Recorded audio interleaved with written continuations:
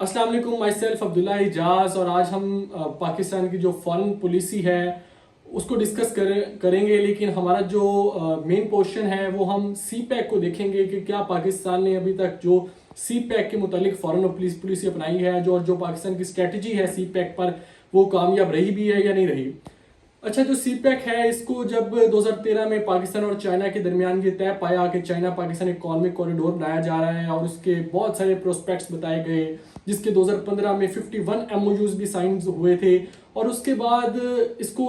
कभी flagship project का नाम दिया गया, तो कभी गेम चेंजर का नाम दिया गया, कभी इंडस्ट्रियल रेवोल्यूशन का नाम दिया गया, तो कभी इकोनॉमिक रेवोल्यूशन का नाम दिया गया। तो क्या ये आज 10 से बल्कि 13 साल गुजर चुके हैं, तो क्या वाकई ही इसके जो इम्पैक्ट्स हैं वो आए हैं और जो वाकई गेम चेंजर कहा जा रहा था पाकिस्तान की इकोनॉमी के लिए, पाकिस्तान की इंडस्ट्री के लिए, पाकिस्तान की एग्रीकल्चर के लिए, तो क्या वाकई ही पाकिस्तान की ये सारे सेक्टर्स को गेम चेंज हुई है और पाकिस्तान की जो इकोनॉमी है वो वाकई कहीं डेड से बहुत ऊपर सरप्लस में चली गई है। सबसे पहले तो अगर हम सी पैक की बात करें तो सी पैक को 2013 में जब इसका अनाउंसमेंट हुई तो इसको 3 फेजेस में डिवाइड किया गया। जो फर्स्ट फेज था इसका वो इनिशियल फेज बताया गया और इस फेज में 2013 से लेकर 2021 के दौरान इसमें सबसे पहले एनर्जी सेक्टर पर काम होना था और साथ इंफ्रास्ट्रक्चर लगना था। फिर 2021 से लेकर 2025 तक इसका सेकंड फेज होना था, जिसमें इसको सेकंड फेज का नाम दिया गया। और 2025 से लेकर 31 तक लॉन्ग टर्म फेज होना था, जिसके बाद जो वो स्मॉल यूनिट्स लगने थे 2013 और 2021 के दरमियान, वो 2030 तक बड़ी बड़ी इंडस्ट्रीज में डेवलप हो जाने थे और उन्होंने आगे सस्टेन करना था और सर्वाइव करना था। अब हम आज 2026 में हैं और अब हम देखते हैं कि जो पिछले 13 सालों में क्या ये सब कुछ हुआ। जो बड़े बड़े ड्रीम्स दिखाए गए थे सी पैक की मद में कि 30 लाख जॉब्स प्रोवाइड करेगा ये, कोई 9 स्पेशल इकोनॉमिक जोन्स बनाए जाएंगे, ट्रांसपोर्ट के बिछा दी जाएगी और पाकिस्तान की मतलब पूरी किस्मत ही बदल जाएगी इस प्रोजेक्ट के बाद। आज हम 2026 में अगर सी पैक को देखें तो सी पैक पर जो पिछले 13 सालों पर तनकीद है वो की जाए तो बहुत ज़्यादा क्रिटिसिज्म किया जा सकता है। लेकिन हम अब 2026 में इसको रहकर देखते हैं कि आज हम अगर इसकी पर स्ट्रेटजी बनाएं तो क्या क्या चीज़ें होनी चाहिए। पाकिस्तान की जो फॉरेन पॉलिसी के जो पॉलिसी मेकर्स हैं उनको क्या क्या चीज़ों को मद्देनजर रख कर स्ट्रेटजीज बनानी चाहिए और क्या स्ट्रेटजीज हैं जो सस्टेनेबल वाकई हो सकती हैं सी पैक को लेकर आज 2026 में। अच्छा, अगर हम सबसे पहले बात करें तो जो लोकल स्टेक होल्डर है जिसमें बलूचिस्तान है, बलूचिस्तान की जो पब्लिक है और जो बलूचिस्तान है और चाहे वो बलूचिस्तान की प्रोविंशियल गवर्नमेंट हो या फिर वहाँ पे डिफरेंट स्टेक होल्डर्स हो, वो चाहे प्राइवेट स्टेक होल्डर्स हो या फिर दूसरे जो उनके ट्राइबल स्टेक होल्डर्स हैं वो हो, उनको एतमाद में लेना और उनके साथ मिलकर काम करना बहुत ज़रूरी है। क्योंकि जो बलूचिस्तान है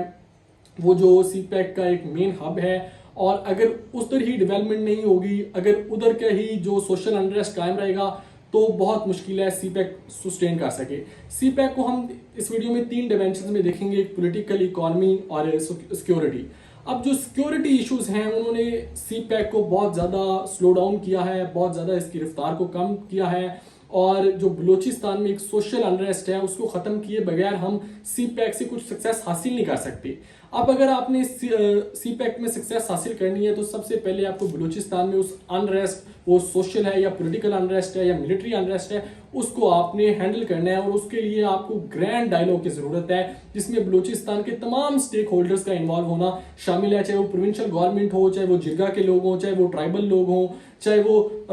मूवमेंट्स हों, राइट की, सोशल राइट्स की मूवमेंट्स हो, उनको भी इसमें नेगोशिएट करना चाहिए। और उसको करने से ये फ़ायदा होगा कि जो बलूचिस्तान का सिक्योरिटी इशू है वो हल होगा। और सिक्योरिटी इशू और जो पब्लिक के अंदर बहुत ज़्यादा अनसर्टेनिटी है उसको हल करने के लिए जो सी पैक का $30 बिलियन हम कहते हैं आज तक इन्वेस्ट हो चुका है चाइना का पाकिस्तान के अंदर, तो वो बलूचिस्तान में इन्वेस्ट होता हुआ नजर आना चाहिए और मेजर पोर्शन उसका बलूचिस्तान को मिलना चाहिए। और मिलना किसकी तरह चाहिए, इसके लिए ग्रैंड डायलॉग होना चाहिए जिसमें सारे प्रोस्पेक्ट्स डिस्कस होने चाहिए। जो हमारी पहली जो आज हम 2026 में देखें तो सी पैक को जो सेकंड फेज है इसको मजीद कामयाब बनाने के लिए पॉलिसी और स्ट्रेटजी बना सकते हैं, वो है कि जो लोकल स्टेक होल्डर है, जो बलूचिस्तान की पब्लिक है, जो बलूचिस्तान के स्टेक होल्डर्स हैं, उन पर काम किया जाए, उनसे बात की जाए और वहाँ पर पॉलिसीज बनाई जाए और बेहतर बनाई जाए। अब इसके साथ साथ जो हमारा दूसरा मेन चीज़ है जो आज सी पैक में कि हम करके काफ़ी बेहतरी ला सकते हैं वो है joint venture programmes.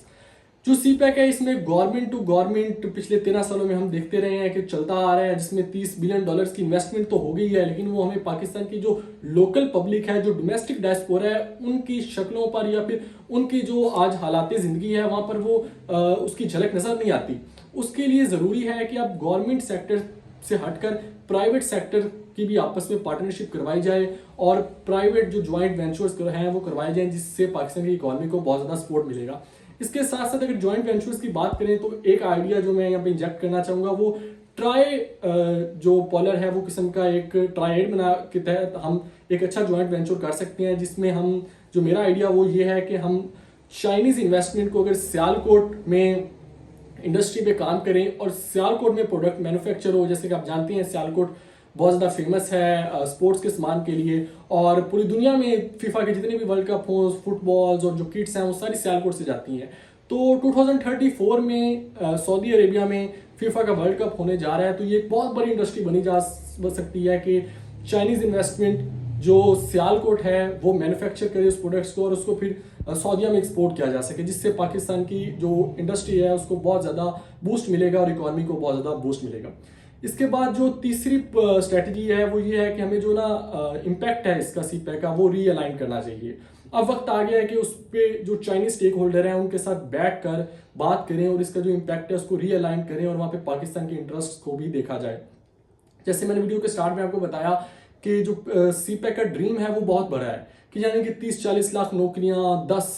Special economic zones, फिर ट्रांसपोर्ट, हाईवेज। लेकिन इसमें जब आज हम तकरीबन हाफ टाइम गुजर चुका है, ये ड्रीम 2030 तक कंप्लीट होना है, लेकिन 2026 तक आते हैं तो इसका हमें 10% भी कंप्लीट होता हुआ हमें वो नजर नहीं आता। तो इसके लिए जरूरी है कि जो ग्राउंड रियलिटी पे चीजें पॉसिबल हैं उन पर वर्किंग कर कर हमें एक इसका जो इम्पैक्ट है वो रीअलाइन करना चाहिए और उसके तहत ही हमें स्ट्रेटजी बनानी चाहिए कि ये हम इसके से बेनिफिट उठा सकते हैं, ना कि सिर्फ बड़े बड़े दावों और वादों पे जाना चाहिए कि जी 40 लाख या 30 लाख नौकरियां पैदा हो जाएंगी। लेकिन उसके लिए आपके पास फ्रेमवर्क भी पूरा होना चाहिए, यानी कि चाइनीज को अपने दिखाने के लिए कोई अपनी इकोनॉमिक वायबल पॉलिसीज भी दिखानी चाहिए, सिर्फ जो वादे और बातों और MOU साइन करने से तक यहाँ पे नहीं रहना चाहिए। जो लास्ट मेरी स्ट्रेटजी है वो ये है कि जो डिजिटल इनोवेशन है इस प्रोजेक्ट के तहत जो पाकिस्तान के एटलीस्ट 10,000 PhD या मास्टर्स के स्कॉलर्स को चाइना के अंदर वोकेशनल ट्रेनिंग दी जाए। वहाँ पर जो वहाँ का उनका AI की इंडस्ट्रीज हैं या फिर उनके AI के एजुकेशन सिस्टम्स हैं या इंजीनियरिंग के हैं या सॉफ्टवेयर के हैं, वहाँ पर उनको ट्रेन किया जाए और उसके बाद वो पाकिस्तान में आकर अपने वो ट्रेनिंग प्रोग्राम्स का आगाज़ करें और उसके तहत वो जो यूथ है उसको जो पाकिस्तान की यूथ है उसको वो ट्रेनिंग दे, उनको ये स्किल सिखाएं। इसके साथ साथ जो वो 10,000 स्कॉलर्स को वहाँ पर ट्रेन किया जाए, उनको जो ये इन्वेस्टमेंट आ रही है चाइनीज सी पैक के थ्रू उसके तहत छोटे छोटे स्मॉल यूनिट्स लगा के दिए जाएं, जिसमें वो एक तरफ तो वो अपने ट्रेनिंग प्रोग्राम्स चलाएं, दूसरी तरफ उन यूनिट्स पर वर्किंग करें। वो जो यूनिट्स कल को इंडस्ट्रीज में तब्दील हों, 10,000 यूनिट्स पाकिस्तान में इस प्रोग्राम के तहत लगाए जाएं और फिर वो आने वाले सालों में 10-12 सालों में वो 10,000 इंडस्ट्रीज बने, जिससे पाकिस्तान की जो इकॉनमी है उसको वाकई सी पैक से फायदा हो और पाकिस्तान की इकॉनमी ग्रो कर सके।